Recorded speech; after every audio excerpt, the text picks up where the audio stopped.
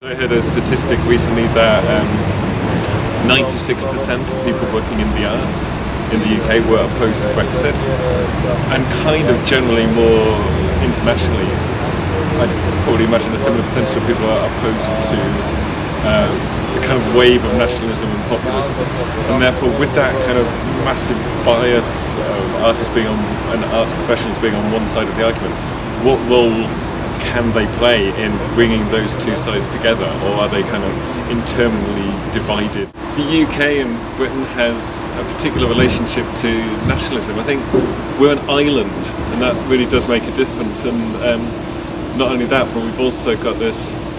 All European countries have their colonial histories, but the UK's was particularly massive and particularly problematic, I think. But also then there's the aspect of language, so we have, that gives us these particular ties to America and other parts of the world as well. So there's a number of kind of factors which feed into the UK feeling a bit sort of different in its nationalism, and I think a lot of that has to do with 20th century history.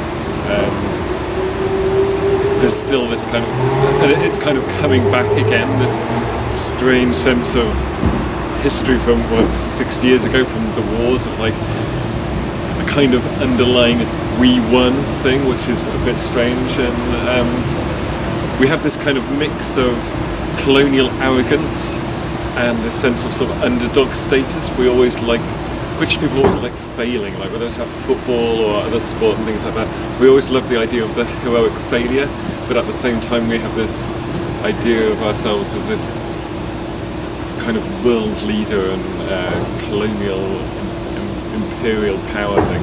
The two kind of things seem to sit alongside each other in people's minds.